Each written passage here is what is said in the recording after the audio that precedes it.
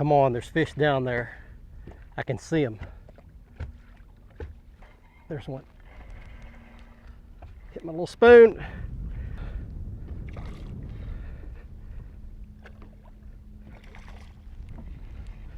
Come here. Clear water, look at that. Come up here, I'm just gonna flop him in. All right, whoa, slow down. Got him right under the jaw, don't hook me. Hey, welcome back everybody. Your Southwest Outdoors report is on the road today at Lake Murray, actually kind of central Oklahoma, near Ardmore. Kind of a white looking smallmouth bass. We're talking about smallmouth today. In fact, we're gonna let him go. As I mentioned, we're out here in really, really deep water, 70, 80, 90, 95 foot water.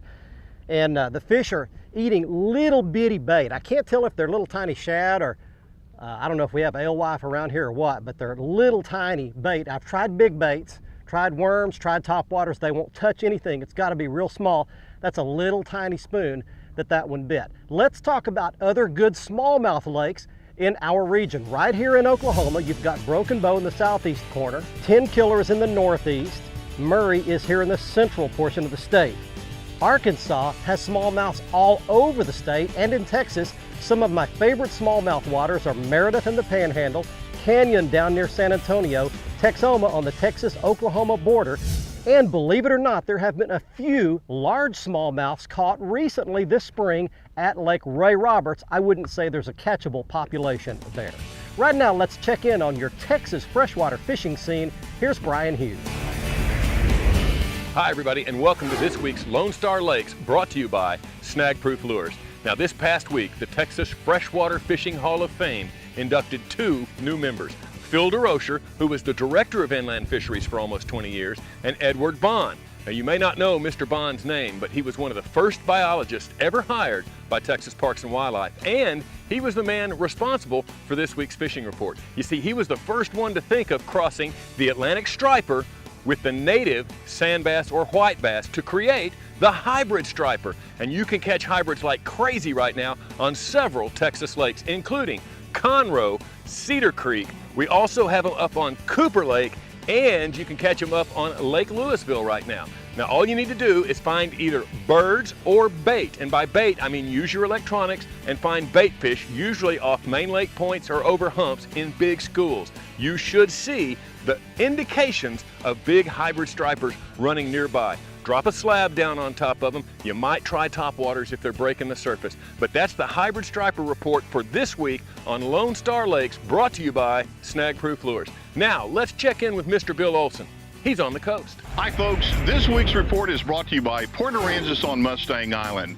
With its Gulf beaches, great coastal fishing, Arnold Palmer Golf Course, fresh seafood, and nighttime hotspots, Port A is truly Texas Island style.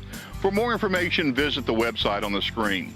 Well, all summer patterns are starting to show. That means anglers can wade or drift a variety of structure and shorelines in the bay, fish under the birds, around passes or jetties, and when conditions are right, fish the surf.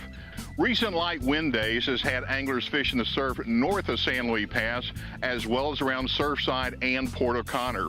With increased bait activity, seagulls are beginning to pinpoint feeding fish on Sabine Lake and Galveston Bay. Even tern activity around Quarantine Shoreline and Dagger or Mud Island have also been reliable indicators for mid-coast anglers. On the upper Laguna Madre, the grass flats just off of the Laguna Shores Road have given up specks and redfish for anglers fishing croaker. Further south along the King Ranch shoreline, Rocky Slough, Yarborough, and other areas around the mouth of Baffin Bay are holding good numbers of specks. Anglers drifting shallow flats are being rewarded with scattered schools of redfish. A variety of topwater lures and TTF killer flats minnows have been used. This weekend, Saturday has a single tide schedule of 1 high and 1 low tide. Sunday has a double tide schedule of 2 high and 2 low tides. I'm Bill Olson, and I'll see you on the coast. Before we head out to the next break, I want to mention something really cool that Costa Del Mar, one of our main sponsors, is doing. Not only do they make fantastic sunglasses like the 580 lens and the Santa Rosa frame that I'm wearing today, but they've come out with some fantastic new films under the Costa Films name. They typically center around ecology and conservation. They're very well done, very interesting. You can check all these out at costadelmar.com. Stay with us. Coming up next, Cajun Phil and Kevin have your Louisiana fishing reports, the very latest on the oil spill, and I'll have your Lawrence Hot Lake of the Week, a hot brim fishing location in the state of Texas. The Southwest Outdoors Report, powered by your Texas Chevy dealers, is brought to you by Nitro Performance Bass Boats. Fish your best in a Nitro. By Stren, the standard of dependability. By Costa Sunglasses, see what's out there. And by Motor Guide, never stop.